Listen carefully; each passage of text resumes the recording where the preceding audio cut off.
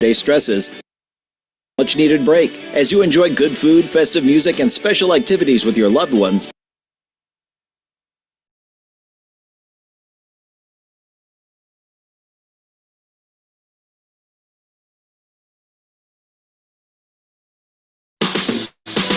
Harlandale ISD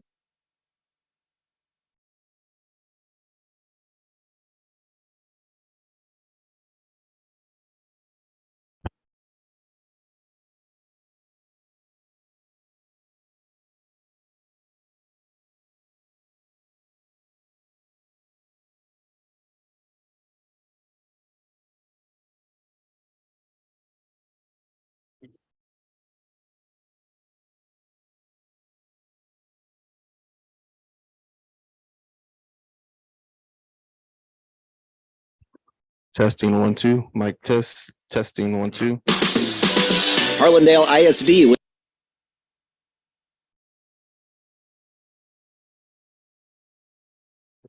Because same thing's happening in boxes.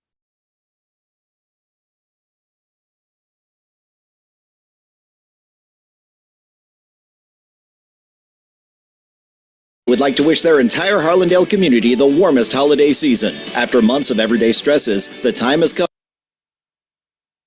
for a much needed break. As you enjoy good food, festive music, and special activities with your loved ones, know that they are incredibly grateful for their amazing teachers and students who make this district to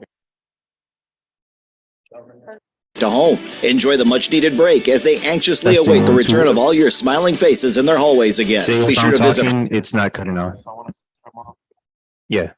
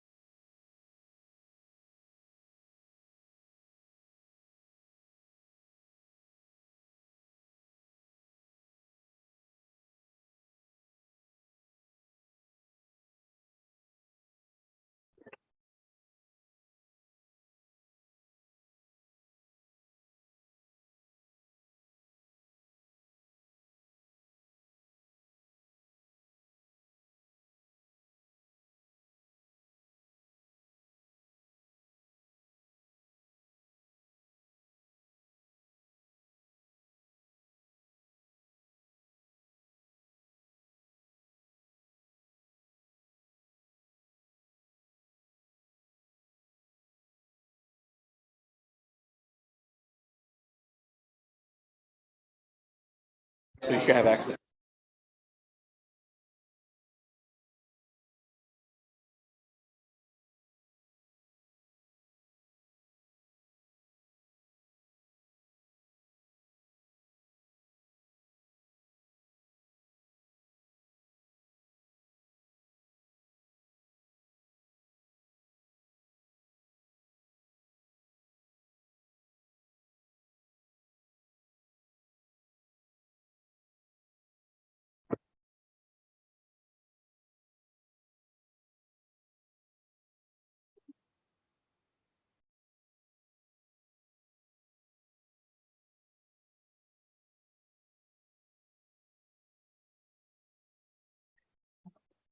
Testing 1 2, mic test.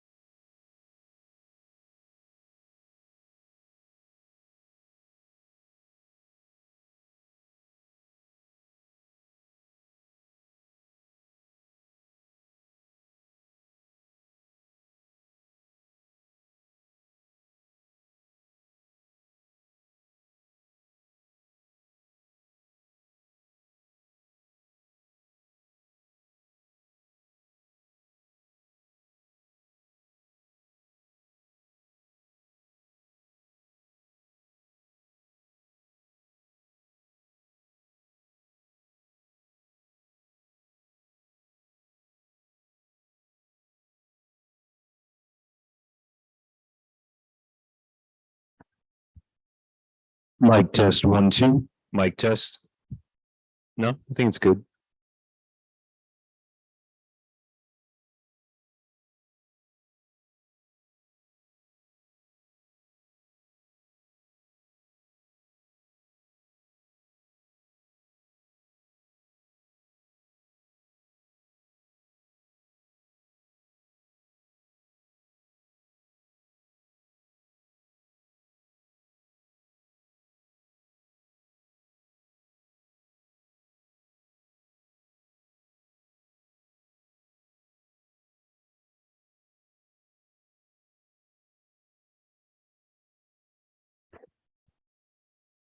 Mic test 1, 2.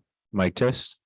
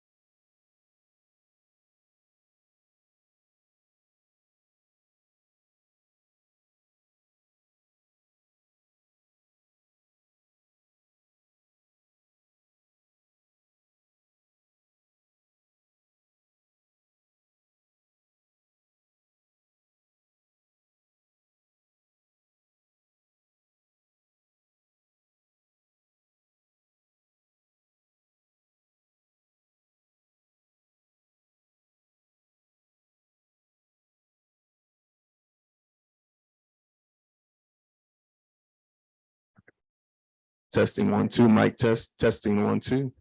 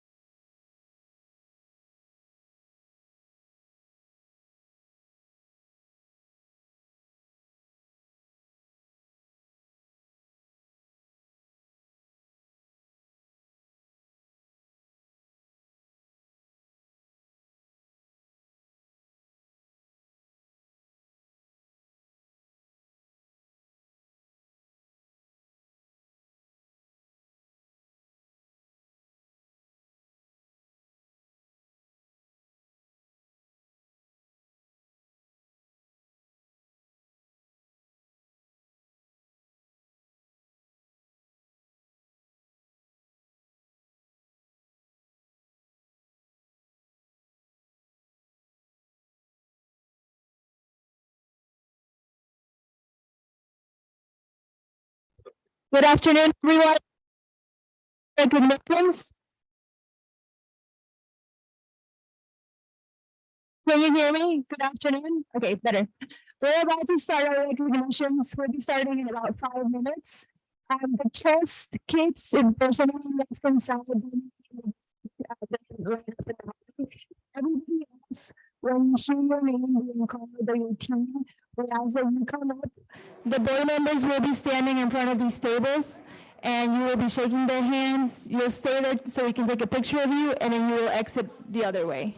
So we'll start here in about 5 minutes.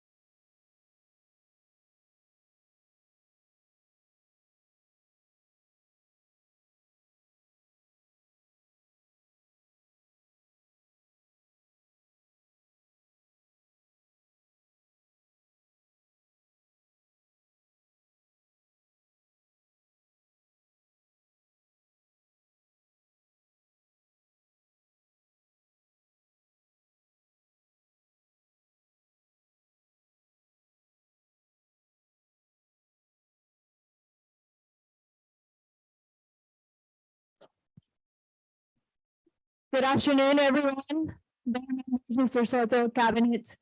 We would like to begin our meeting with recognitions. This is something new during this meeting because we want to make sure that we give our students the time that they deserve to be recognized. So this is why we changed it to having it before the meeting rather than during the meeting. So we will begin with our first recognitions. The first one, we would like the Hallandale volleyball team to come up, the Hallandale High School volleyball team to come up.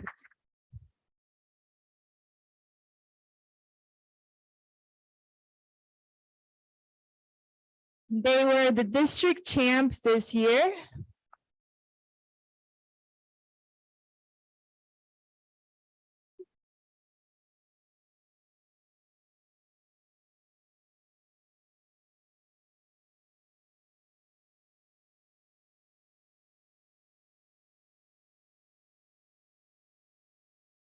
That's fine.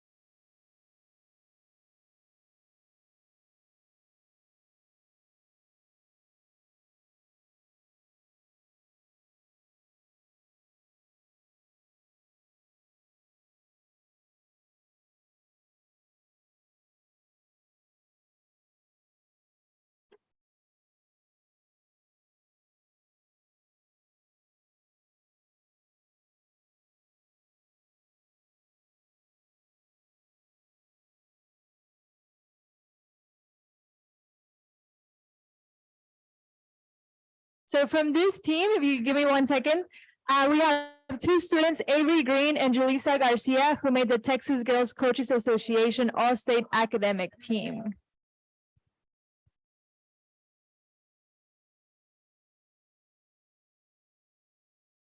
Now we want to ask for the Turtle Walls Middle School 8th and 7th grade volleyball team, girl volleyball teams. They were the conference champions.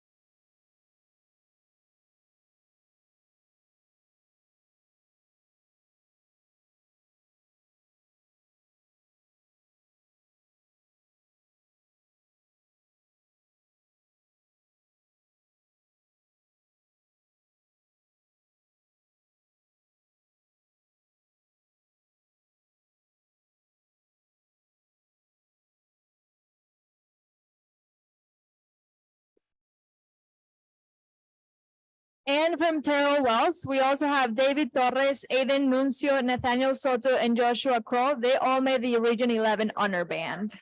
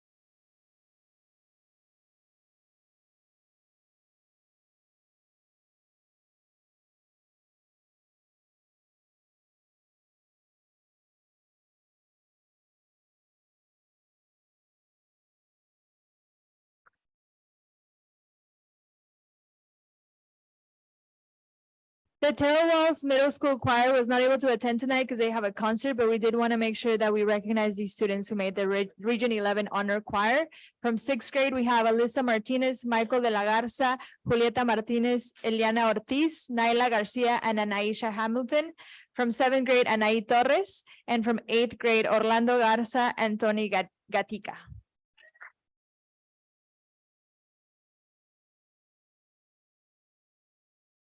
And we want to recognize the McCollum High School Marching Band.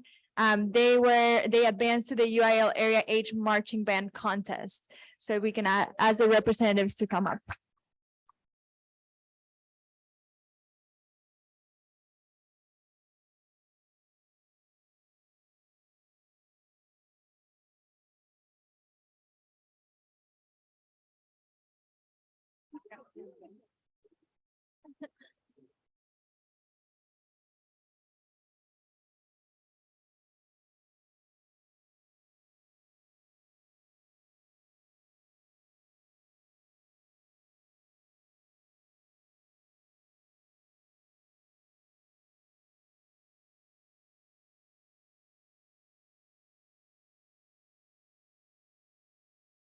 And from this group also, Zachariah Size made the All Region Jazz Band.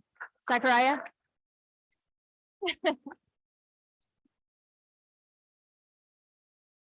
Now we would like to ask Joanna Betancourt. She won second place in the drawing category for the San Antonio Livestock Show and Rodeo Western Art Contest.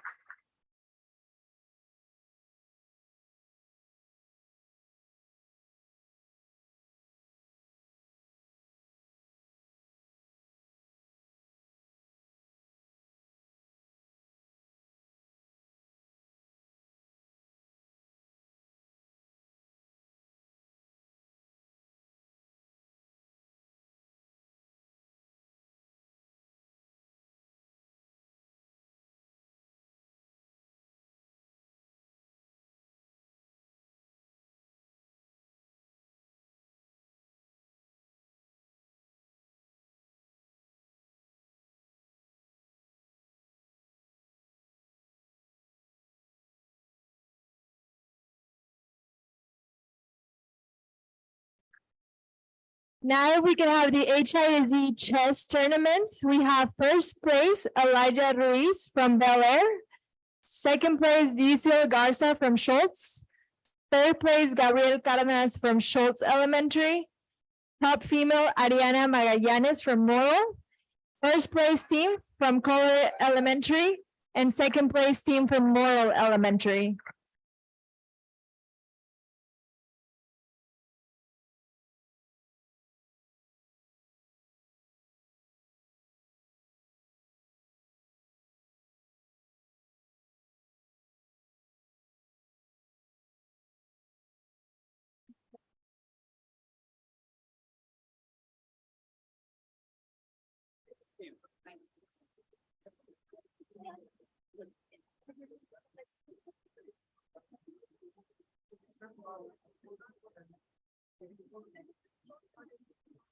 You can get around.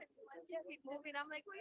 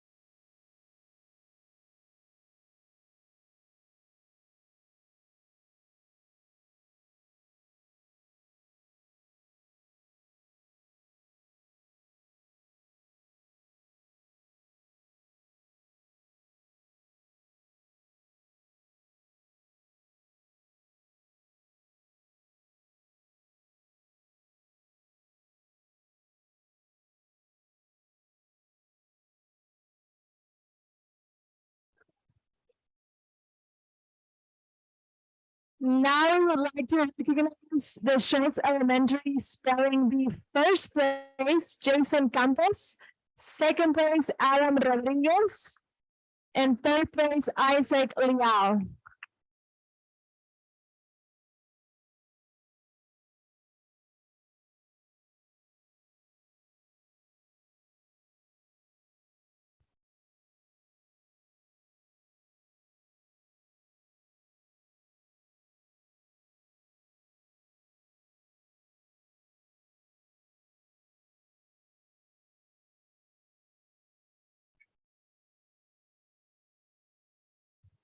And the first place winner, Jason Campos, will be participating in the regional spelling bee competition in New Brunswick in March. So congratulations.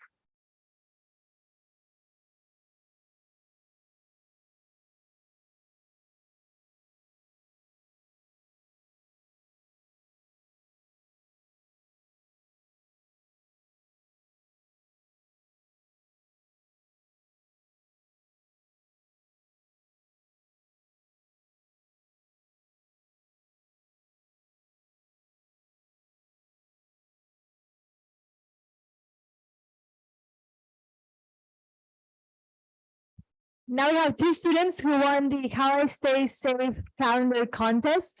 We have Dallas Cisneros from Rayburn Elementary and Evanity Rodriguez from Moore Elementary.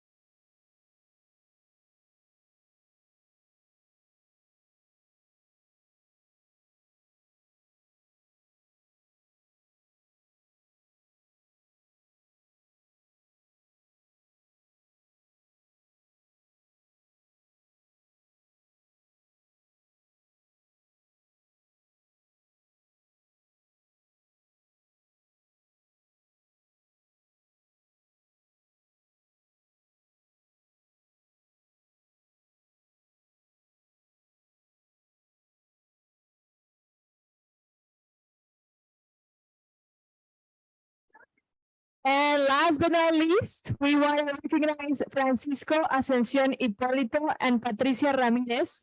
They will be going to state competition for the Texas Association of Future Educators.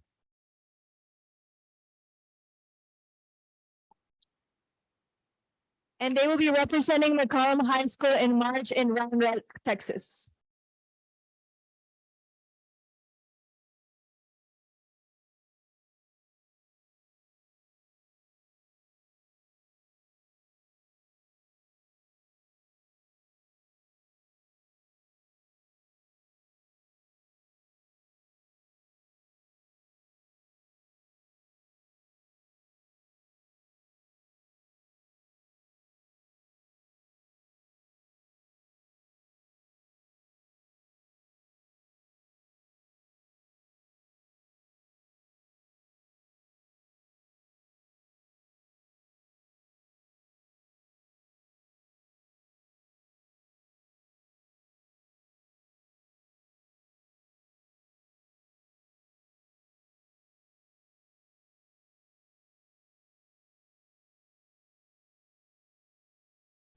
And that's it for recognitions. We will begin at the meeting at 6:15.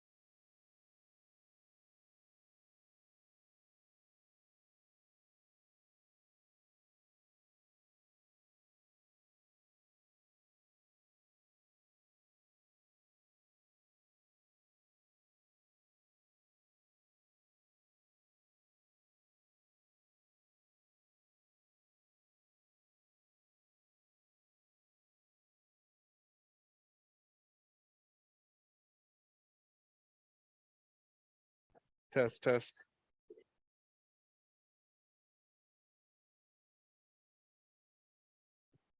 Test, test, test.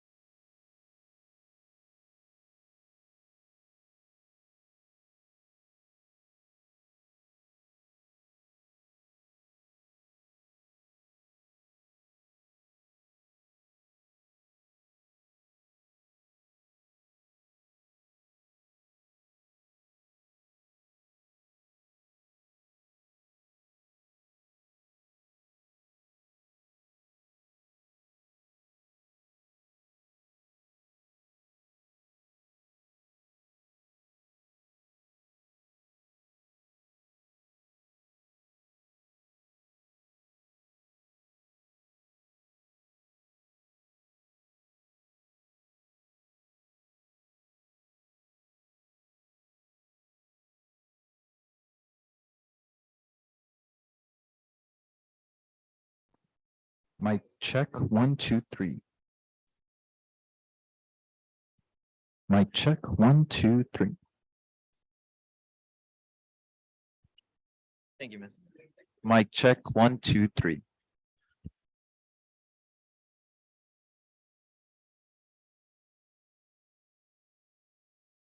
Mic check, 1, 2.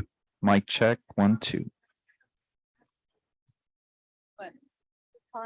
Oh. Last year. Mic check, 1, 2, 3.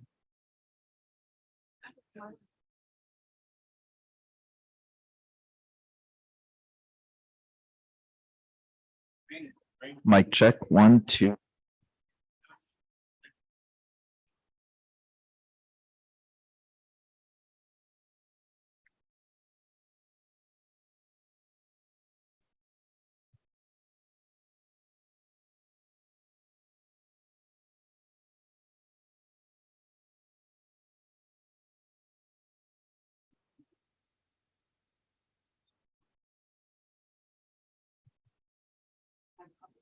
I brought this because.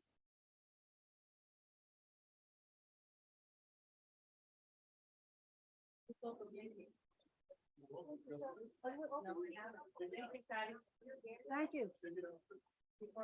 We take it out? When I open it, you're not gonna break.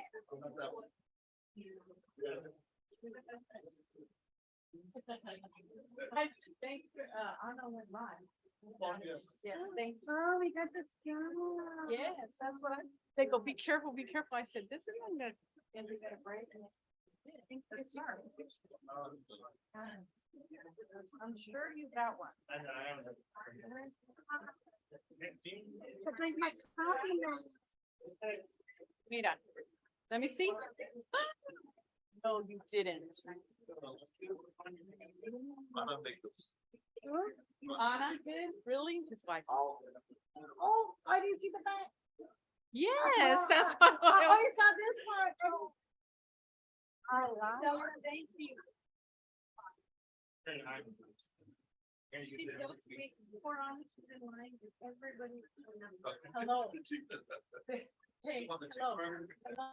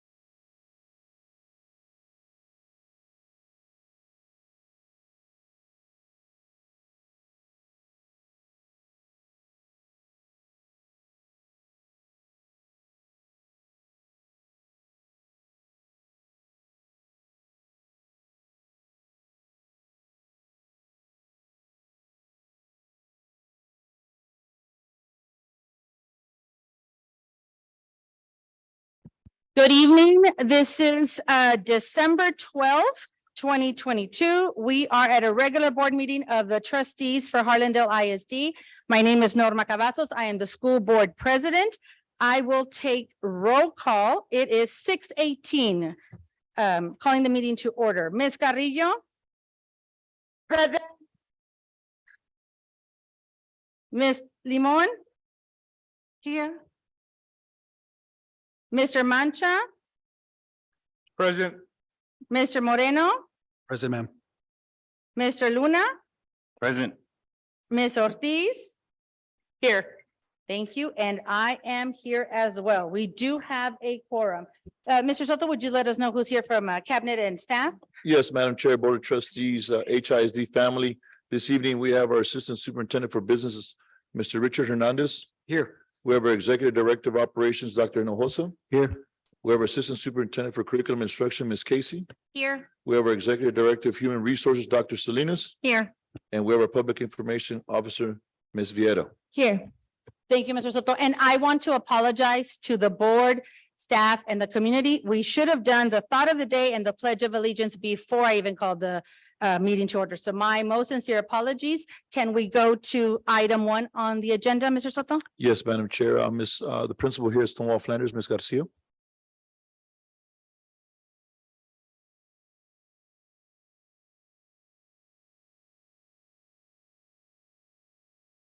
I pledge allegiance to the flag of the United States of America and to the republic for which it stands, one nation, under God, indivisible, with liberty and justice for all.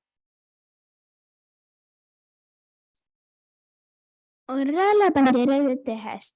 Te juro lealtad a ti, Texas, un estado bajo Dios, único e indivisible. Thank you.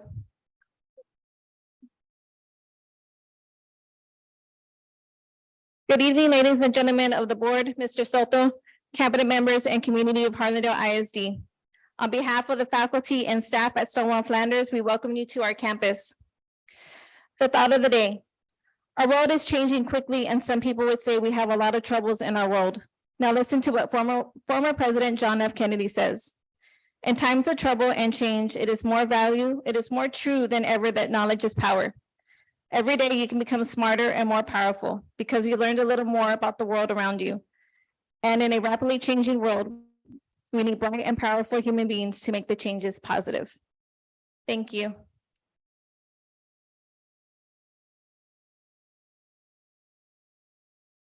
We also have Dr. Judy Castleberry joining us this evening. Hi, Dr. Castleberry. Hi, thank you. Before we move on to agenda item 3, which is public comment, I just want to give ourselves a little friendly reminder. In this meeting and all meetings that we have, I will accord others with the respect I wish for myself. Individual board members are encouraged to express their concerns about another member's performance directly to that member in a professional and respectful manner. Thank you. So agenda item 3, public comment. We do have one community member signed up for public comment. Is it Mr. Leo? Is it Escobar?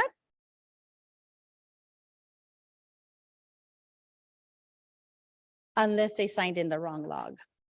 Okay, no problem. So then nobody signed up for public comment this evening. Moving on to agenda item number 4, announcements. Ms. Mariana?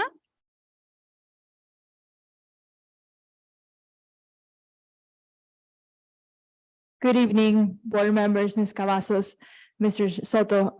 This announcement, I'm going to say it in Spanish because it is for our Spanish community. Nos han preguntado muchos miembros de la comunidad que cómo pueden ver las publicaciones que hacemos en Facebook en español. Y lo que hace Facebook es que traduce inmediatamente y automáticamente todas las publicaciones al español. Entonces, si tienen sus preferencias en español, automáticamente Facebook traduce las publicaciones. Por eso muchas veces si ustedes no tienen la preferencia en español, van a ver las publicaciones en inglés. Les puse esta imagen para que puedan ver cómo pueden entrar a sus preferencias y cambiar todos los idiomas a los cuales quieren que las publicaciones se les traduzcan.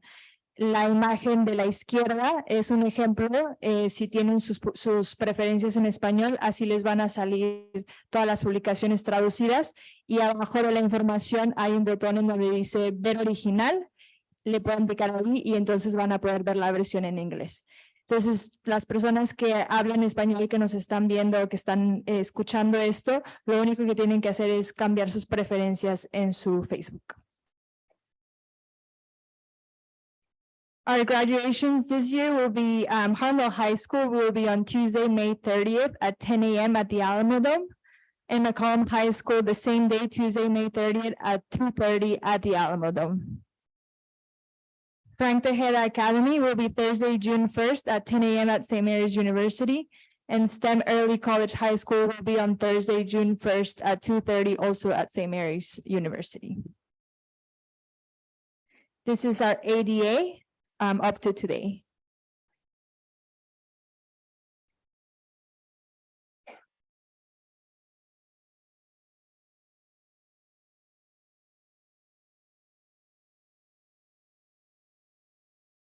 We do want to remind you that January is board recognition month, and so we will be having a board recognition banquet for our board members. And so that's going to take place on Tuesday, January 17th at 5 p.m. at the McCollum High School Library. So that will be right before the board meeting, and it is for our board members. Just a few important dates to remember: winter break starting next week, all up till January 3rd. Like I said, board recognition month is January. Board banquet, January 17th. The board meeting also January 17th. And because it is the board recognition month, we will not have student recognitions that month, but we will have them in February. And then our cultural arts fair is April 22nd, 2023. We want to wish you a Merry Christmas and a Happy New Year. And we do have a radio spot that's going to be playing throughout the break. So I want to make sure that you hear it. Harlandale ISD would like to wish their entire Harlandale community the warmest holiday season. After months of everyday stresses, the time has come for a much-needed break. As you enjoy good food, festive music, and special activities with your loved ones, know that they are incredibly grateful for their amazing teachers and students who make this district a home. Enjoy the much-needed break as they anxiously await the return of all your smiling faces in their hallways again. Be sure to visit harlandale.net to join the Harlandale family and find out how you can become part of this legacy. So that will be playing throughout the whole month of December until we come back in January. And that's all I have. Any questions? I don't have any. Mr. Luna? I don't really have any questions. I just want to extend my sincere condolences to the Esther Thomas family. She passed away last week. She was actually, she worked at this campus for many years, and she was a great colleague of mine. I just want to extend my condolences on my behalf publicly for her service to our students. Thank you so much. I don't think there's any other questions, Ms. Mariana. Okay, thank you. Thank you, ma'am. Moving on to agenda item 5, information and reports. 5A, the board will be presented the school safety audit for November 2022. Dr. Hinojosa? Yes, ma'am. Madam Chair and members of the board.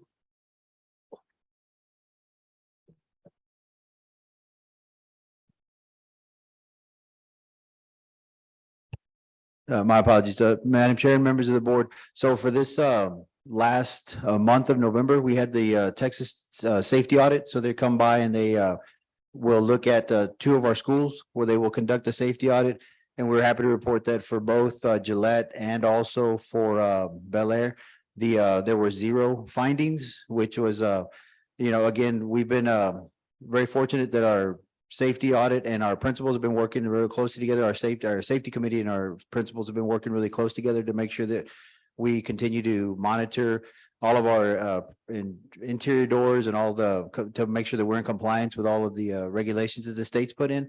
So that we've had also one in December that we're also found there were no findings. So we've been real fortunate, and we really want to send our congratulations to all our campus principals who are continuing to monitor this for us. Thank you, Dr. Hinojosa. I have a comment. I have a comment. I'd like to thank Mr. Soto for giving us that opportunity to get that report from Dr. Hinojosa. It's very important that the public knows that we're taking every step that we can to ensure that our children are safe at the campuses. As much as we would like to guarantee that nothing will ever happen, we're doing everything we can to make sure, and appreciate that. Appreciate all the principals that are out there. It's a lot of work, and we know it's a lot of work, and we appreciate you and your staff on every campus making sure that we're moving forward with all of those safety standards that we are implementing. Thank you. Thank you, Ms. Ortiz. Moving on to agenda item 6, consent items. Do I have a motion? Madam Chair, Yes, Mr. Moreno. if I may, I'd like to move to approve items A through K. I'll second. Thank you, Mr. Moreno, and thank you, Mrs. Carrillo.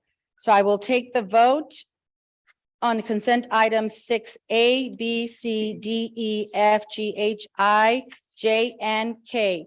Mr. Moreno, yea or nay? Yay, ma'am. Thank you, sir. Mr. Mancha, yea or nay? Yay. Thank you. Ms. Carrillo, yea or nay? Yay. Thank you. Ms. Ortiz, yea or nay? Yay. Mr. Luna, yea or nay? Yay.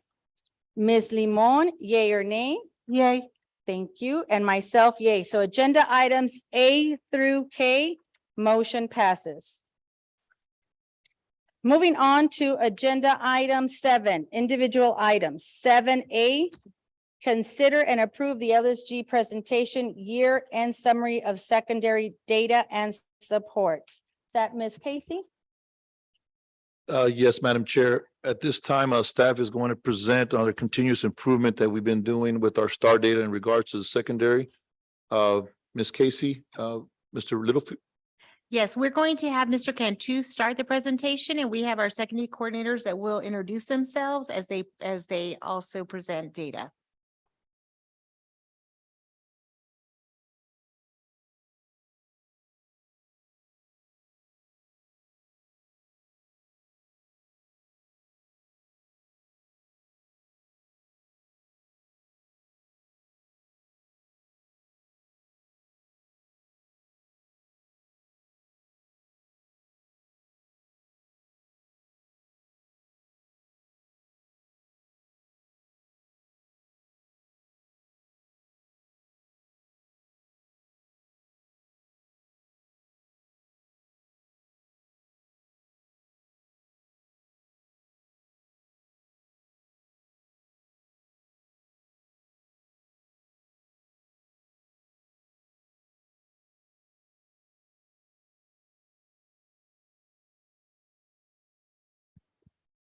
All righty. Good evening, Madam Chair and Board of Trustees.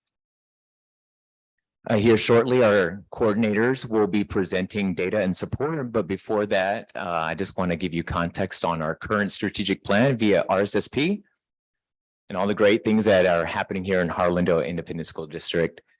As you can see to the right, I mean, these are the 3 big buckets that were our areas of focus, critical components of effective instruction. That's basically strong tier 1 instruction, professional learning communities, and observations, feedback, and coaching.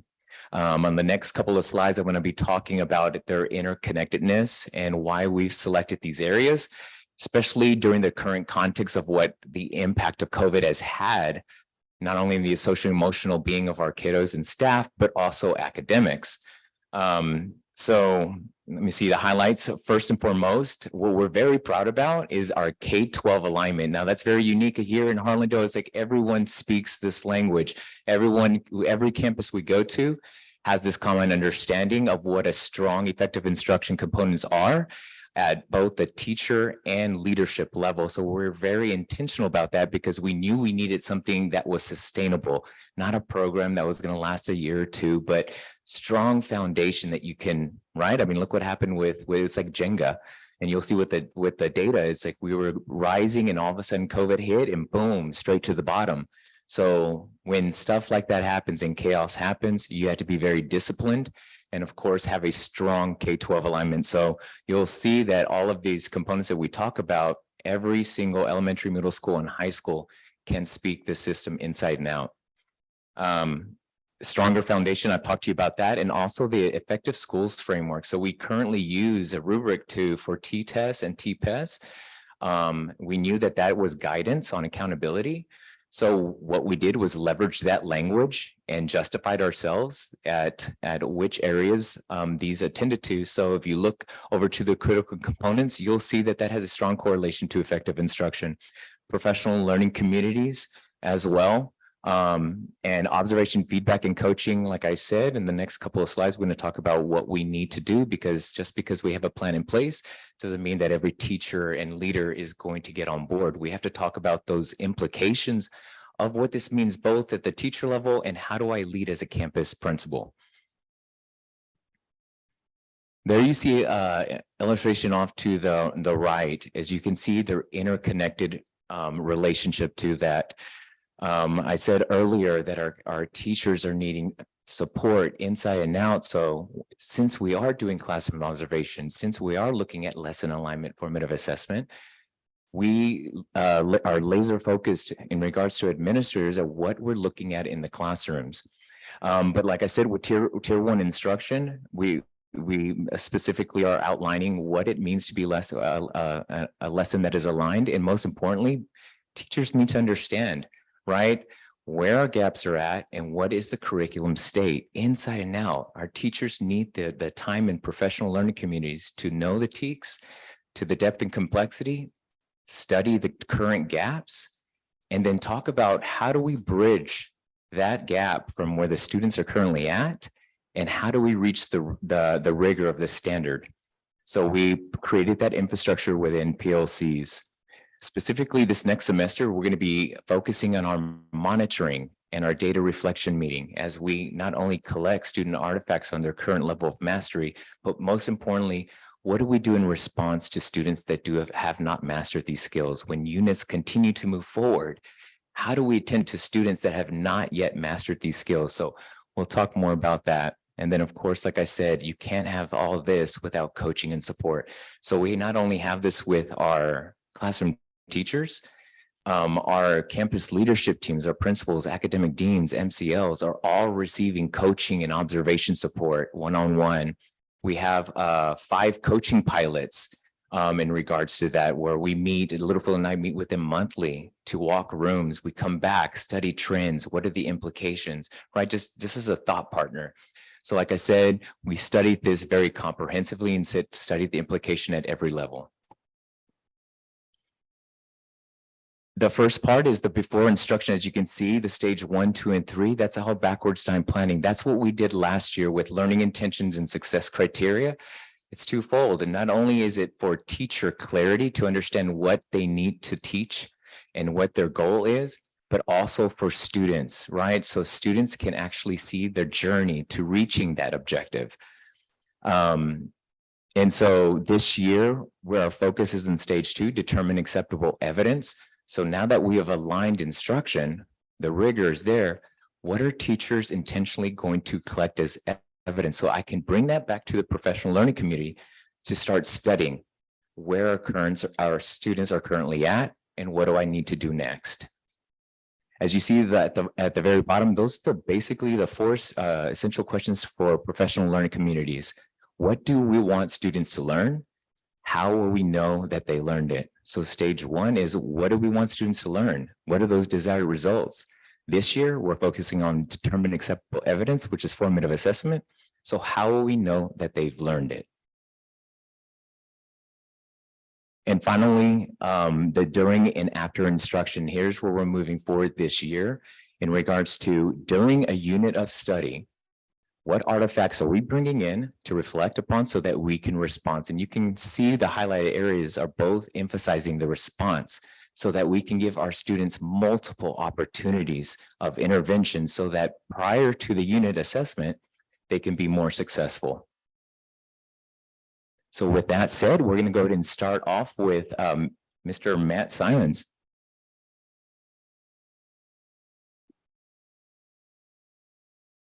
Good evening. Before I begin showing you the science data, I wanted to clarify the specific numbers we're going to be using during the presentation, both myself and my colleagues. We will be looking at the numbers that are used for accountability, which is the average of approaches, meets, and masters for the STAR tests. So taking those three numbers and averaging them together, which is then how the accountability numbers are calculated. In this case, you see an approaches of 75, meets 38, masters of 19, the average being 44%. Okay.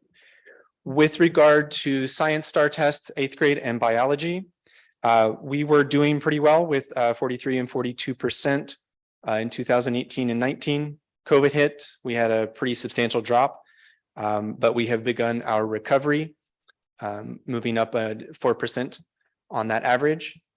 In biology, we were having some steady growth there from 47 to 49. And then after COVID, we had a drop and again, a 4% increase over the last 2 years. As far as the kinds of support we are providing to campuses, we are looking at intensive feedback and coaching for teachers and PLCs, going in, providing, looking for alignment, student engagement with phenomena, and making student thinking visible, which connects to the formative assessment that Mr. Cantu mentioned. As far as the curricular support goes, we've provided pre-written learning intentions and success criteria to support teachers in that part of the initiative, and giving them the opportunities to be able to work towards implementing them with students. We provide common unit assessments in 6th through 12th grade. And we've included the new technology enhanced item types that will be found on STAR 2.0, which will be coming out this spring. So students have had opportunities to practice with those. And with that said, what questions or any do you have? I don't have any. Any of my colleagues? Mhm. You want to continue? We might have some questions after. Okay. Well, with that said, I'm going to turn it over to, whoa, going the wrong way. My colleague, Ms. Pantoja, the Social Studies Coordinator. Thank you, Matt. Madam Chair and school board members. So I'm Rubina Pantoja, and I'm the Social Studies Coordinator. And the gentleman who just spoke was Matt Simons, the Science Coordinator. So if you look at the data, the trends, I think you'll see very similar to science. So in 2018, we were, our students were making progress. And then in 2020, we had the COVID year. And so we did decrease in terms of our data. But again, from the 2-year period, we are slowly making gains for both 8th grade social studies and high school US history, which are the 2 grades in which we administer STAR. Okay. In terms of campus supports, we, just like Mr. Cantu mentioned, we have been doing some pretty targeted coaching and providing professional development.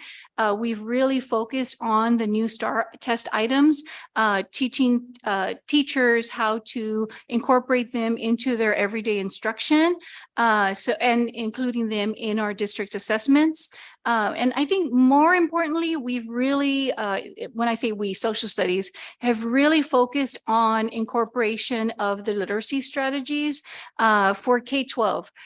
Because I do support elementary all the way through high school.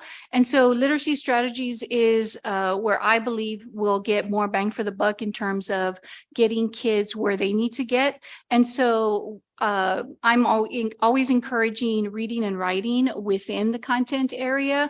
And we do this through professional development at the elementary level, middle school, and the high school level. And then in terms of special programs, we work very closely.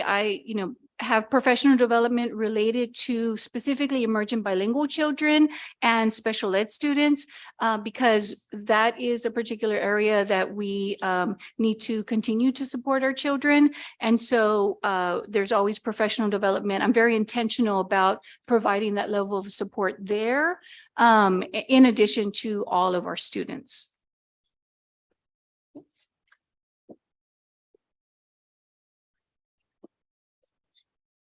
Good evening. My name is Justin Pozos. I'm the LAR Secondary Coordinator. I'm also the proud parent of Schultz Student of the Month, 5th grade, Landon Pozos. And Harlandale High School choir student, Madeline Pozos. So just want to throw that out there. For the record, I wanted to share with you some of the reading data historically for ELAR for middle school and high school. The chart you see up in front of you is 6th, 7th, and 8th grade. And the trends you can see are pretty similar to science and social studies. You'll see that for 6th grade, 2018 and 2019 pre-COVID, again, making the steady increase. You see the same thing for 7th and the same thing for 8th. And then after COVID, we see this huge jump. Each of our grade levels came back this past year and not only met their pre-COVID numbers, but then surpassed those in terms of accountability. So that was really great news to hear for our middle school teachers. They really have been working hard with those students and really getting the most out of them. And that's across the board. And so that was wonderful to see. For our EOCs in high school, you have to remember it's not just a reading test anymore, it's a reading and writing test. The standards for passing that test are much more significant. And so the weight on that student is much greater. And so our numbers reflect that. For English 1, we see that again, pre-COVID, we're making a steady increase. After COVID, we plateaued. We're at 29% and we've been there the past 2 years. However, I would like to say in comparison to our state accountability numbers, they dropped from 2021 to 2022. They dropped a couple of percentage points. Now we aren't near the state accountability, but we did not show a drop at all in our numbers. We're always kind of lagging behind, but we were able to maintain where others did not. So that was nice to see for our English 1 students. For English 2, we see a difference in the trend. 2018, we were up. 2019, we dropped. And then again, after COVID, we've been making our steady increases with students. When you look at the data in relationship to the STAR test, one of the things that's really powerful to me is looking at student lexiles. And I think many of us who have been around education and have had students who are readers are familiar with lexile and the lexile indicator. One of the things that we're able to get for ELAR now, which we didn't have before because of our Renaissance screener, is we get a lexile for every student. And we get that at the beginning, middle, and end of the year. And so we can really track the growth of our readers from year to year. And what we see is that the better our readers get, the better they do on the test, especially in middle school where it's a reading test in these past few years. The better our kids are at reading, the better they can do on the test. And to a certain extent at high school with the inclusion of writing. And so one of the things, as I came on as the ELAR coordinator for secondary since 2018, with the introduction of our new TEKs, we had a TEK that focused specifically on independent reading practice, not that sustained silent reading that you might be familiar with, the 15 minutes a day, but really engaging students on how to read independently, select books, and personalize that process. And so we really invested heavily as a district in supporting that in every classroom. We spent probably close to $90,000 investing in classroom collections across the district. So at the high school level, in every English classroom, you'll see between 300 and 500 individual titles in every classroom. So every student can go to the shelf and find a book that reflects who they are and what they're interested in their reading ability and in the language that they're comfortable with. And in middle school, we are building on that. We had nowhere near the same funds available to invest at the time, but right now we're at about 200 individual titles in each classroom, and that's on top of the resources available at the campus library. Really making sure that books are available, books are celebrated, and reading is a culture that we create at Harlandale. It really goes hand in hand with the test scores that you see on those charts and graphs. So that has been an ongoing investment, and I can say across the board, students are reading. Students are enjoying reading, and teachers are reading with those students and sharing the love of reading they have. So it's a great thing to see across the district. The other thing that we've seen with the STAR redesign is a focus on authentic literacy. They basically say, you know, if a kid can do the English classwork, then they should do well on the STAR test. And so we have to give them those authentic experiences in the classroom, and instruction has really reflected heavily on that. And then the other thing, the writing. The one thing that we're going to see with our middle school students when it comes to assessment is that they're going to have to write on that test, and they've never had to do that before. And it's going to be an EOC. And so the numbers might look different, but the standards are changing for them. And so we're definitely preparing for that with all of our unit assessments, with all of our daily classroom assessments. We are focusing on building writing that reflects the rigor of the STAR and the level to which those students have to read when they approach the STAR test. If there's not any questions, I'll pass it off to math. I actually do have Yes, a ma'am. quick question. Have the middle school students in the past, have they never had to do a writing on the STAR, or they did and then they did away with it and now they're back at doing it? 7th grade, there's a writing test, an independent writing test, and they definitely had that writing test in place, but it hasn't been something with the test, a kid can do bad on the essay part, but if they get enough of the revising and editing questions, they'll still pass the test. And with the way the test is balanced now, the essay carries much more weight. And you see that reflected in the high school scores because it is so much greater on the burden on the student to write an essay. Thank you. Yes, Thank you ma'am. very much. Mr. Moreno? Madam Chair, yes. Thank you, Mr. Post, for that presentation, and obviously to your previous colleagues as well, because we're seeing strides no matter what. And I know Matt will go into detail shortly. But if you may, Mr. Postal, if you can enlighten us about 8th grade. I know prior to COVID, does that include the one administration or the second and third administration? The data you see, and this is across the board for all of our coordinators, we're presenting just the first administration data that we got with students in the spring. This is not any follow-up data, any recovery that we got with students retesting. Well, I mean, I think it showcases or it highlights certainly the I guess the improvement that are being made, especially at the middle school level in regards to the 8th grade reading part of the test. So it's nice to see a significant number, especially on the first administration, Yes, because as we know, there's only one administration now. So, Yes. I mean, don't forget to highlight those parts as well. Yes, sir. I appreciate it. Thank you. Thank you all so much. I'll go ahead and turn it over to David Castro.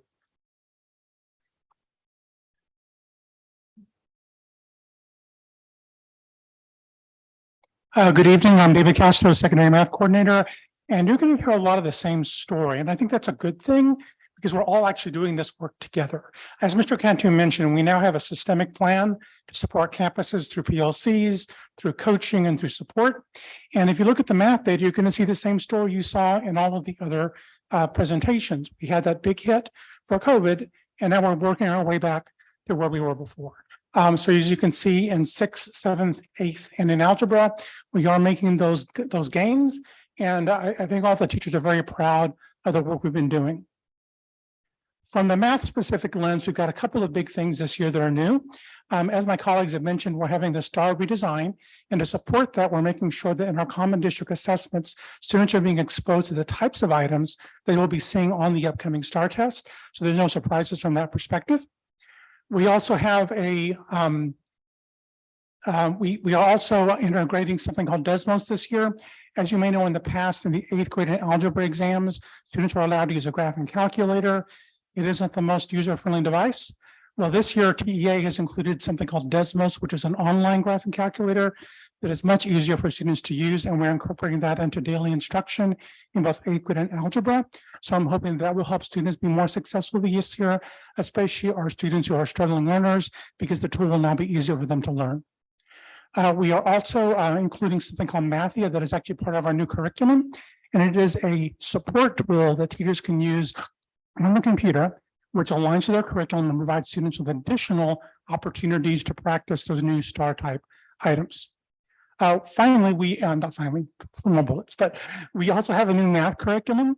It's called Texas Math Solutions. It's being used this year for the first time, and we're very excited to use this tool.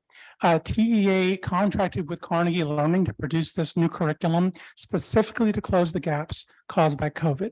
And it focuses on critical thinking and student discourse. And so I know our teachers and students have a new set of tools they can use to build those critical thinking skills. We also this summer brought together teachers from across the district to develop a daily pacing guide. If I'm a new teacher now at Harlandale ISD, I'm handed the same thing. You know what? Our best teachers recommend do this lesson on Tuesday. Here's the learning intentions. Here's the success criteria. And we don't expect folks to follow it, word for word, but they now have a day-by-day planning document, so they know where to go and where our best teachers think we should be doing. And finally, we're providing RTI support. This is actually common in all our middle schools. We have a dedicated response to intervention period to help close some of those gaps that our students have from these last couple of years. And I've been working very closely with the math teachers in those spaces so that students are getting those holes they have in their instruction filled in so they can be more successful online on level content. So as with my colleagues, if you have any questions, I'm more than happy to address them. I actually do have a question. Yes, ma'am. The daily pacing guide, is that new? That is new, yes. And until we see those STAR results, we'll know if that was a successful practice? Yes, and it's an ongoing practice. I plan to bring teachers back this year again and say, okay, guys, we plan together on following this set of daily lessons. Do we need to adjust it? And so it's an ongoing thing, because I know a lot of math, but I don't know as much sixth grade math as a sixth grade teacher. And so it's best to bring on best sixth grade teachers together, for example, and they collaboratively design all the assessments. They collaboratively design that pacing guide. And we're actually taking notes and meeting regularly to say, is it working? Is it not? And how can we make it better? Thank you. I appreciate knowing that. Thank you very much. Yes, ma'am. Anyone else? I don't have any other questions. No. Thank you for your time. Thank you.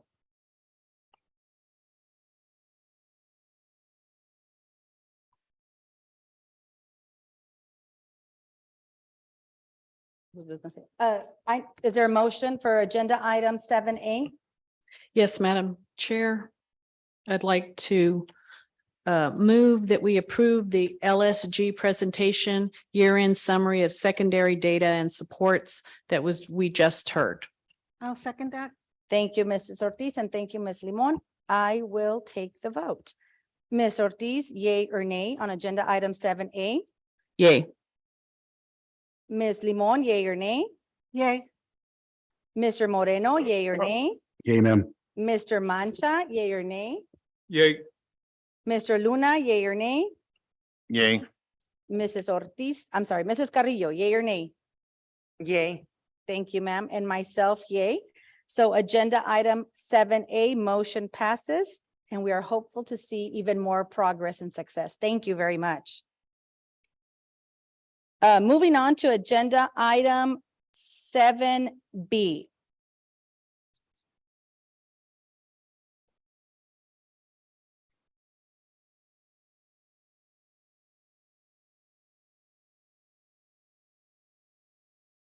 Whenever ma'am. you're ready, Ms. Okay, Casey. Madam Chair, Board. I first want to speak to the timeliness of this item. We have been in discussion with Texas A&M University San Antonio for some time now, a few months, but we did not come to an agreement or discussion until after our workshop. So this was not on the workshop agenda. However, it is a very timely issue. And we have to, this decision your decision will determine whether or not we end our MOU for future classes. And that we have to have in writing to Palo Alto by the end of December. So that is the timing I wanted to speak to first. This is in page 58 of your board book. We are very proud of Early College High School. We have 9 years. We've had a very successful program with Palo Alto. We have a very good partnership with them. We partner with them at Early College High School as well as McCollum and Harlandale. We have a good relationship with them. However, we are at a point now that we feel we've established a great campus and we're looking forward to what opportunities can we offer our students moving forward. With that, we have Texas A&M University in our backyard. If any of you have seen the plans for Texas A&M University, you will see that one, they are starting a hospital on campus. It's going to be a full hospital that is going to be in our backyard. They're also starting a lab school where they will actually have teacher training on campus available to teachers. So we looked at opportunities that our students could have and that we could be a part of. And we feel at this point, the best decision for our early college would be, in fact, to move our early college partnership from Palo Alto to Texas A&M San Antonio. We have looked at our budget and we understand that with some modifications, we can look at the same cost, but more opportunities for our students. With this plan in our MOU, it does provide us the opportunity to end our partnership with Palo Alto if we notify them in December, and we have been in discussion with them. And it also will, our current juniors and seniors as part of the MOU will complete their schooling with Palo Alto. They will end, so our partnership will end effective 2025 with our current junior class graduating with Palo Alto. Next year, our freshman class will be our first class with Texas A&M San Antonio, and the following year sophomores, and then we'll have juniors and seniors as they matriculate. Another reason for our decision is accountability is going to be changing. We'll probably be updating you once those are finalized. One of the things that the TA is going to do is look at persistence in college. So we have students that leave high school and then they don't go to college, or they'll go their first year, or else, and then they stop out. It's a very common, it's very common with particularly students that are first generation in our population. We feel we get a student on the campus of a four-year university, they successfully complete 2 years, they're more likely to go to a second and third. And once we have one family member graduate from college, it's more likely we'll have others. Do y'all have any questions? Yes, Mr. Luna. Does that mean the ones going to A&M are not going to get an associate's degree as opposed to the ones that stay with Palo Alto? Correct. So our juniors and seniors have the potential to still complete their associate's degree. Our students that will start with freshmen, they will not get an associate's degree, but they will get the college hours to continue to their bachelor's degree. One of the challenges we have faced with early college is we have students that think, I have a degree, I'm done.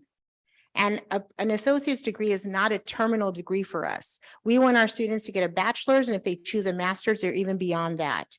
And so while they won't get an associate's degree, they will have all the hours they need to continue to their bachelor's degree. All right, thanks. Sounds good.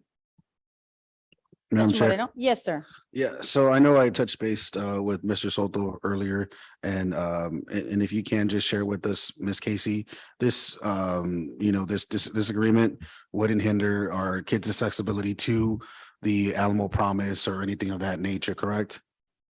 No, sir. This is a separate MOU only for early college. We have an MOU that's dual credit only for McCollum and Harlandale, and Alamo Promise is completely separate from this. Perfect. I just wanted to be clear because I know sometimes people hear termination, they think that now that partnership ceases to exist. And so to me, I want to make sure people know that we still have other inroads within that 2-year institution, and we are going to still foster that relationship with them. But here, you guys are doing taking the initiative to be innovative and find a way to make sure that we maximize the results for our kids. Yes. And that's what I'm hearing, and that's what I'm seeing. So I appreciate Mr. Soto sharing and clarifying those questions for me earlier. I just want to acknowledge the fact that, hey, we're not just, we're going from Palo Alto, and thank you for all the support you've given us. And we are still going to partner with you guys in some facets, but here we have an opportunity that we can't overlook for the betterment of our community and especially our kids. So thank you. Thank you for clarifying that. Ms. Ortiz? Yes, I have a couple of questions. Do we have to terminate the MOU with Palo Alto College in order to enter into an MOU with A&M San Antonio? When we do, I don't think it's called a blueprint. It's called a crosswalk. We do two things. We also submit to TA who our higher ed partner is. So in an early college, our higher ed partner is one designated higher education. That would be currently is Palo Alto. During the transition, which is part of our MOU, we will have the two partners, but that's only a transition period. And then we will only be allowed the one partner, which would be Texas A&M San Antonio. So yes. Will we be having meetings with the parents whose children are already at STEM and are dual enrolled at Palo Alto College to make sure that they know that their child still will be eligible to graduate with an associate's degree? Okay, so correct. Our juniors and seniors will have that conversation. Our current sophomores that we're going to juniors, they will end at PAC. So our rising juniors will complete at PAC. They'll be juniors next year. The current freshmen will be the ones affected, and then whoever we're recruiting this year, and that conversation will definitely take place. Okay, so at the end of a ninth grader's fourth year, and when they go to Texas A&M, what are we expecting them to graduate with 60 college credit hours? And are they transferable to any college or I should say university? Yes, and yes.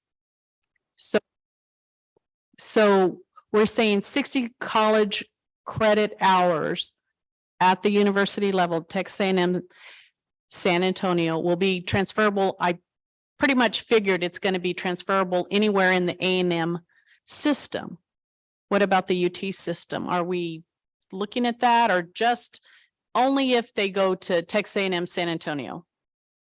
So I believe they'll be at any public school. Private school might be a little different, but at any public school, they should be transferred. Now, if a student changes what their major will be, they may have credit hours, but it may not count towards their area of specialty.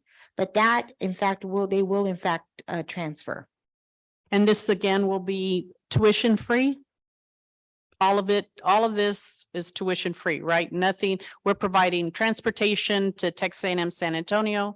We're providing all the counseling that they need, all of the, to get at least to 60 hours. Is that our goal when they graduate from STEM, early college, high school, to get at least 60 hours? I want to know what the goal is when we go to A&M. What's our goal how many college credit hours are we foreseeing for all of our kids? So it is definitely tuition free for parents. It's not tuition free for our district. We will be paying. The other thing, we will pay for transportation. The books we also pay for, just as we do now. Core complete would be our goal. That is actually our goal for most kids even now at early college. If they're core complete, once they finish their early college, high school, and start their college career, they're able to start in their area of concentration. So at minimum, we want students core complete. What we'd like to see, though, is some of the pathways that we are creating, that they would actually start within their area of expertise. So for example, we have a student that is interested in medicine. We would actually like them to start in those courses so they are ready to do practicums or internships by the time they leave us.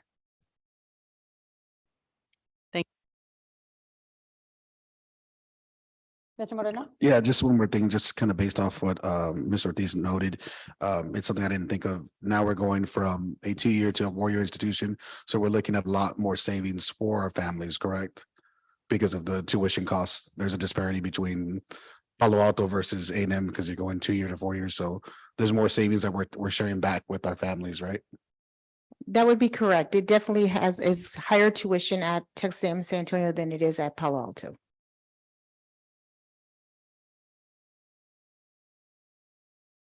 I guess no more questions. Thank you, Ms. Casey. Is there a motion on the table for agenda item 7B? Yes, if I may, Madam Chair. Yes, sir.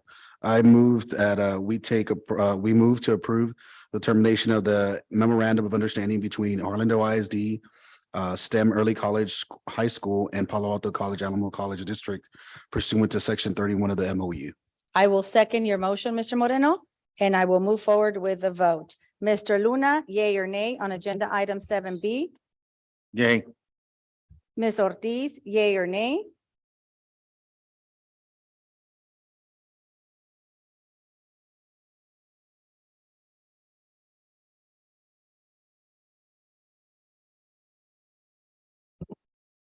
Sorry, this is very difficult for me because Palo Alto College has been so good to us.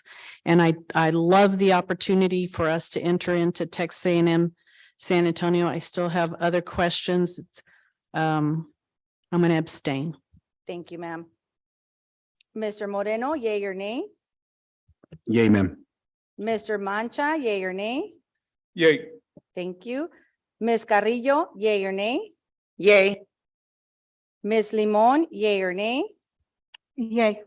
And myself, yay. Agenda item 7B, motion passes.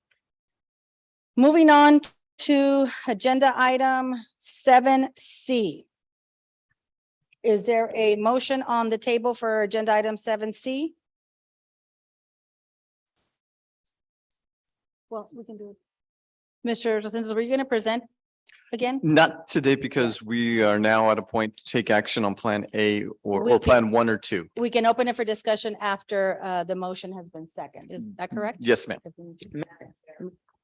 Yes, Mrs. Carrillo. I move to approve or take appropriate action and regarding the trustee single member districts resulting from the 2020 census data. And You have to take a plan. Plan 1 or 2, Ms. I'll make a motion. Okay, thank you, Mr. Then let me remove that motion then. We Thank you, Ms. haven't- Carrillo.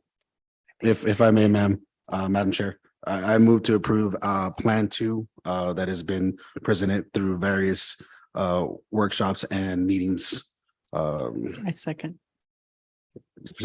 resulting from the 2020 census data. I will second that and open it up to discussion in case there's any discussion.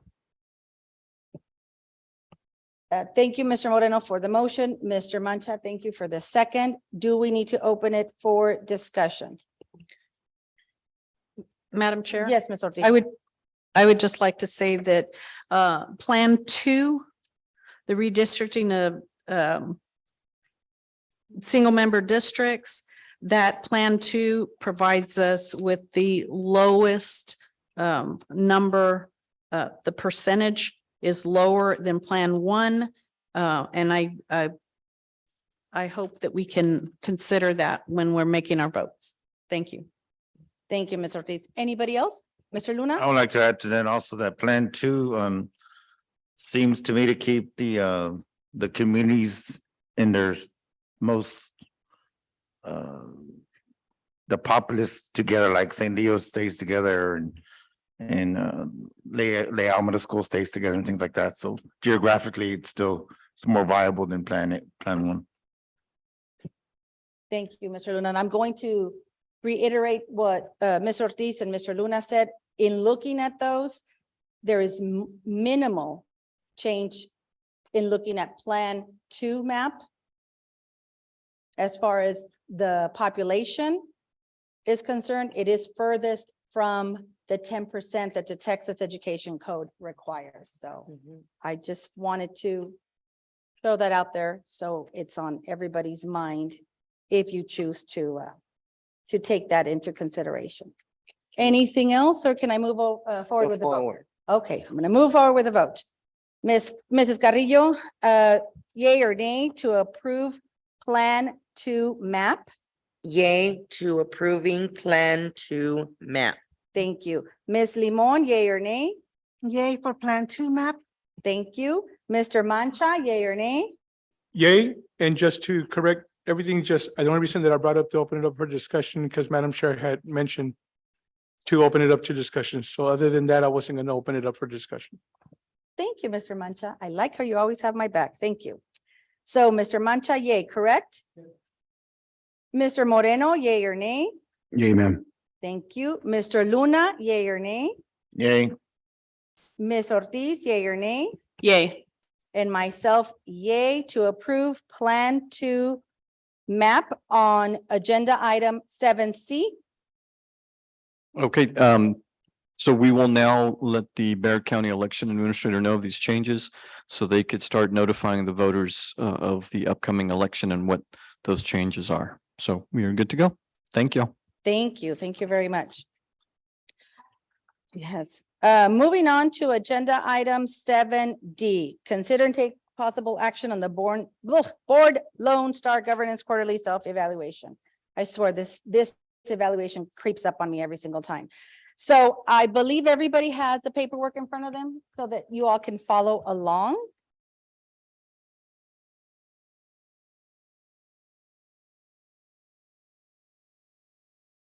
So this is to keep the requirement of our LSG training and our coach, and to keep us board members mindful of what our role and responsibilities are. So vision and goals number 1, the board has adopted student outcome goals. We remain from last quarter at meets focus because the board meets focus if all prior conditions and the following are true.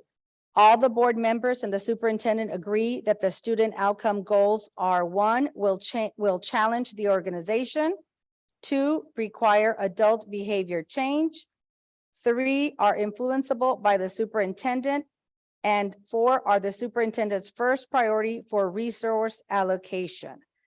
The board also relied on a root cause analysis, comprehensive student needs assessment, or a similar research-based tool to inform the identification and prioritization of all student outcome goals. Do you all agree that we still remain on meets focus from last quarter? Madam Chair, Yes, Mrs. Ortiz. what's keeping us from getting masters? Is it because we haven't had community? Because I agree will with tell you all what's- of those, I will tell you all of what's those, keeping me, Mr. and I- Superintendent. Speaking for all of us or some of us, but I will tell you, speaking for me, I do not have the vision and student outcome goals to memory. There's a lot of them. And I can't honestly say that we're at master's focus on 15, unless I'm the only one from the board that does not have the vision and student outcome goals to memory. Am I the only one that hasn't memorized those? No, Madam Chair, if I may, and also it's probably just based off of the all the goals have been ongoing too, so they have been fluctuating. So it isn't like we couldn't try to remember them, because I remember them when we initially started, but they've kind of gone away from the origins of them, I guess you could say. So they are constantly changing. So that's something that we'll get better with time. Yes, sir. I agree. Unfortunately, we can't get to the next level unless we have committed to each entry under master's focus. And you're right, they have been changing. We will eventually get them to memory. That is what's keeping us from going to master's focus, Ms. Ortiz. I think we all have the main premise of them is just, we don't know it verbatim. Yes, and I don't want to be tested on it because I'll fail. So yes. So moving on to vision and goals number 2. Last quarter, we were at master's focus. We remain at master focus. The vision and goals 2 is the board has adopted goal progress measures aligned to each student outcome goal. The board masters focus if all prior conditions and the following are true. All board members and the superintendent agree there is a broad community ownership of the GPMs through involvement and communication with students, staff, and community members. I know that last quarter we were meeting with the parent student advisory, some of us, and the student advisory committee meetings. And we have been doing so this term as well. And we have calendared for the spring. So we will stay at master's focus on vision and goals number 2, unless somebody wants to tell me differently. No? Okay, moving on, vision and goals 3, the board has adopted constraints. We remain at master's focus because the board masters focus if all prior conditions and the following are true. The board, in collaboration with the superintendent, has adopted 1 or more theories of action to drive overall strategic direction, and we have, All board members and the superintendent agree there is a broad community ownership of the constraints through involvement and communication with students, staff, and community members. Those parent advisory committee meetings and student advisory committee meetings keep us remained in master's focus.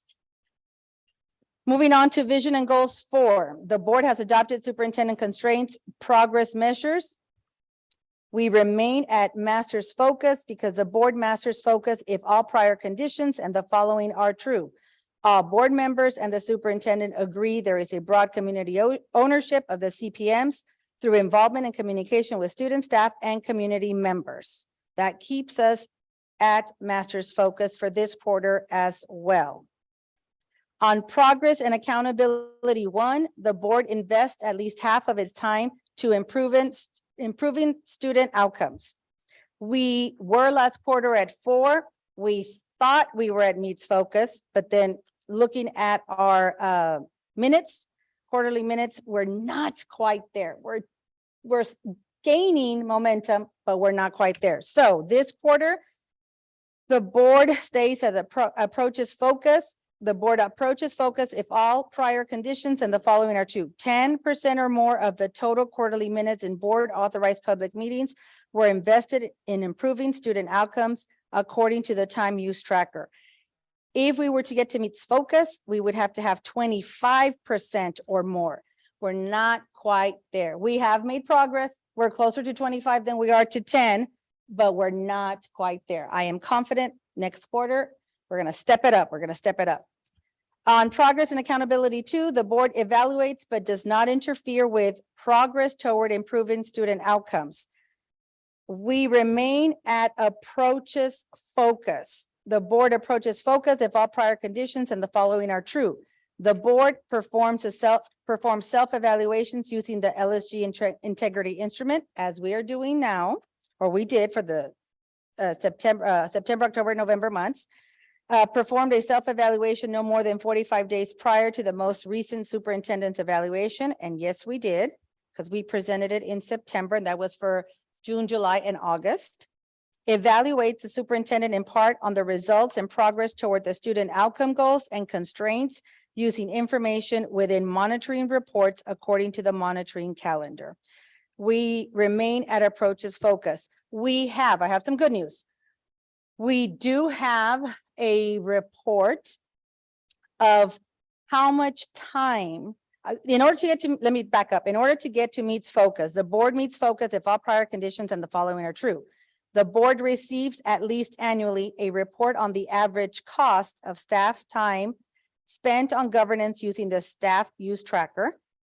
That is, we just recently, last week, got the time it takes for each staff member to put meetings together. Our next step, correct me if I'm wrong, Ms. Patty, with our LSG coach, we are going to have to determine the cost of each staff member. So we have the minutes, how many minutes it takes for a staff to prepare and produce for a board meeting, but we don't have the cost. And that, until we have that, we won't be able to meet focus.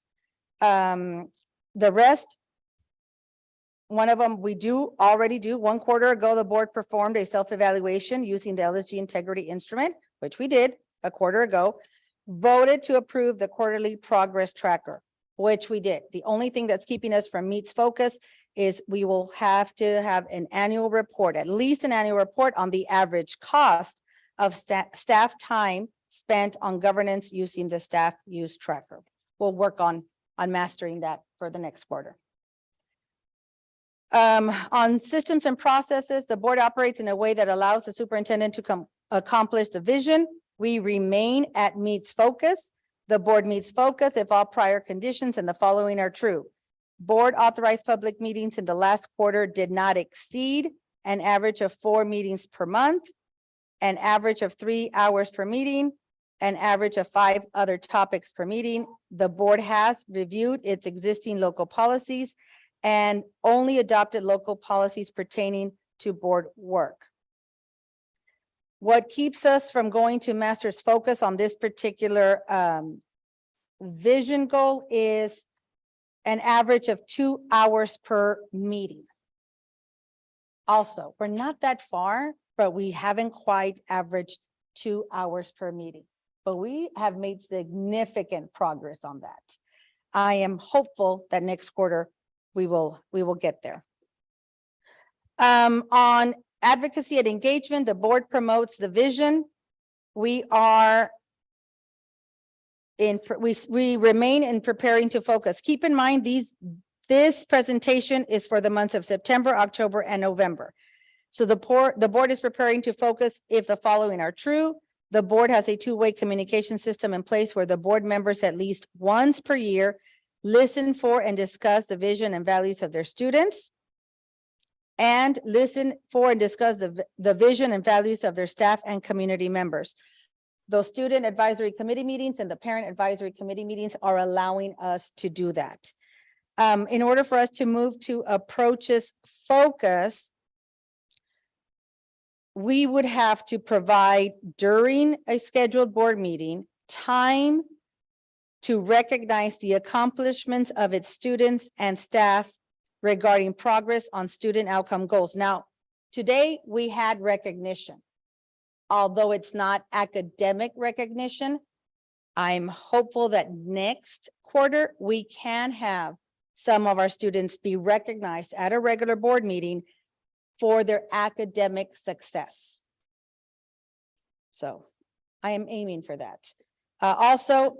Approaches Focus is hosted a community meeting to discuss progress toward student outcome goals within each feeder pattern with low performing campuses during the previous 12 months. We did not do that this quarter. So, but we're aiming to get there. We're aiming. Our whole goal is to aim to the next level. We might not get there as quickly as we hope, but any baby step, any little advancement, I'm taking it as a success. The last one is synergy and teamwork. The board works collaboratively and with the superintendent to lead toward the vision. We remain at master's focus. The board masters focus if all prior conditions in the following are true. All board members and the superintendent have completed the Lone Star Governance Workshop. We did that, I believe it was in October, if I'm not mistaken. Agree that all board members have adhered to all adopted board constraints during the previous 3 months, and agree that no board member has given operational advice or instructions to staff members during the previous 3 months. That is what's keeping us at master's focus. In September, October, and November, we certainly have accomplished these 3 goals. So I know that in your part of the presentation or paperwork that you have is the quarterly progress tracker. I did have to make a correction. For progress and accountability 2, current quarter had a 4. But we're not at a 4, we're at a 2. So if you all can please correct that. Yes, see where it says current quarter? Okay, so we, instead of a 4 in progress and accountability 2, we are at a 2, giving us a total score for this quarter of 71.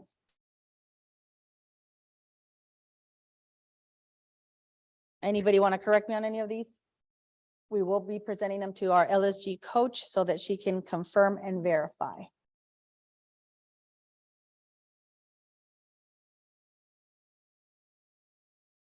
All good? Okay, so. Madam Chair, Yes, Ms. Limon. may I just say something? Yes, of course. I want to thank you for doing this, and it's a lot of work, and I know she works hard all day, and then she does all these going back and checking all the minutes and where we are, and I want to thank you for doing this for us. Thank you, Ms. so Limon. much. Appreciate I'll take credit all the other quarters. This quarter, I asked Patty, can you please gather the information?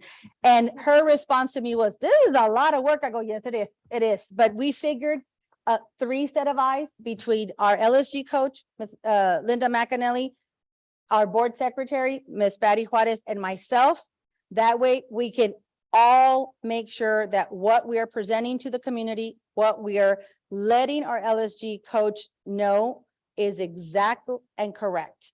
I figured 3 set of eyes is better than just 1 set of eyes. My eyes sometimes fail me. So thank you, Miss Patty. Yes, Miss Patty. Yes. So when I say it's a lot of work, now you'll understand me. Do I have a motion to approve the Board Lone Star Governance Quarterly Self-Evaluation?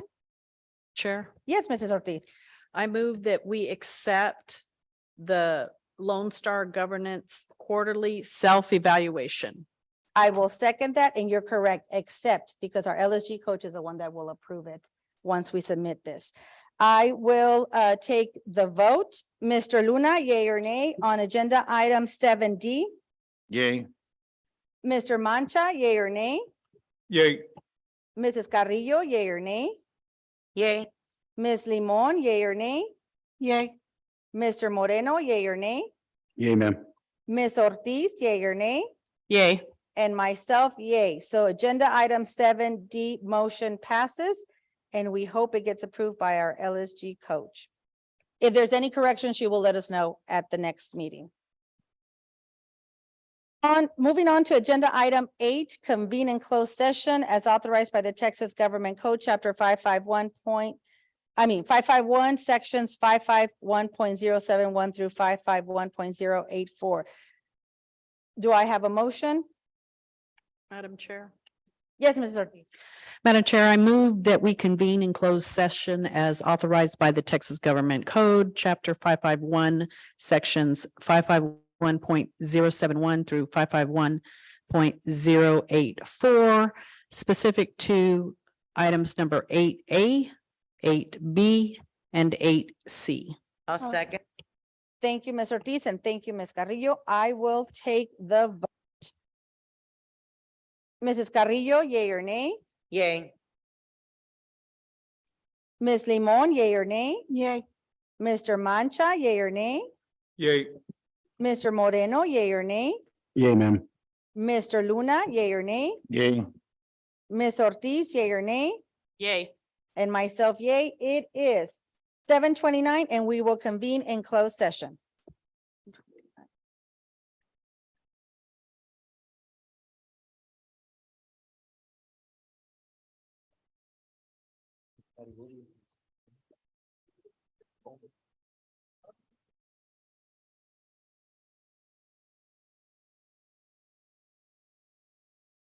Ms. Patty, let me give you this.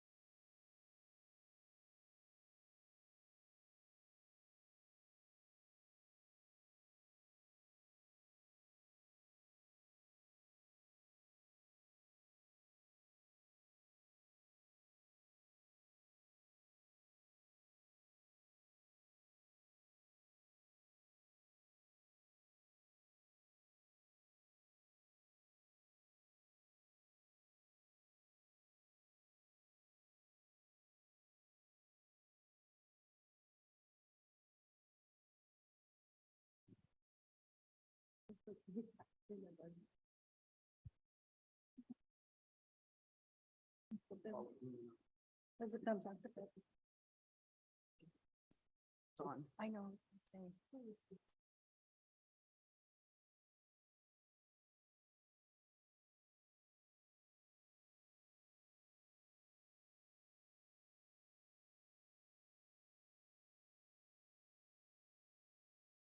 Okay, we have sound? Okay, so let me. 8:28, we are back in open session at 8:28. Agenda item 8A, no action taken at this time by the board. Agenda item 8B, do I Madam have a Chair? motion? Yes, Ms. Limon. Madam Chair, I move that we hire Adela Freeman as recommended Adela Freeman as recommended for position of Director of Child Nutrition. Is there a second on Ms. Limon's motion? A second. Thank you, Ms. Carrillo. I will take the vote. Agenda item 8B, Ms. Limon, yea or nay? Yay. Ms. Carrillo, Yay. Mr. Mancha, Yay. Mr. Moreno, Yay, ma'am. Ms. Ortiz, Yay. Mr. Luna, Yay. and myself, yay. Congratulations, Ms. Adela Freeman. Welcome to our, welcome to our Harlandale ISD family. Bienvenido. Agenda item 8C, no action taken by the board at this time. Agenda item 10. Madam Chair, Yes, Ms. Carrillo. I move to adjourn. Is there a second on Ms. Carrillo's motion? I second. Thank you, Ms. Ortiz. I will move for the vote. This is for agenda item 10 to adjourn tonight's meeting. Ms. Ortiz, yea or nay? Yay. Mr. Luna, yea or nay? Nay. Mrs. Carrillo, Wrench. yea or nay? Yay. Ms. Limon, yea or nay? Yay. Mr. Mancha, yea or nay? Yay. Mr. Moreno, yea or nay? Yay, ma'am. And myself, yay. It is 8:30 PM. Meeting is adjourned. Happy holidays, everybody. Yes. Madam Chair, just wishing Merry Christmas to everyone, a Happy New Year. We'll see everybody next year.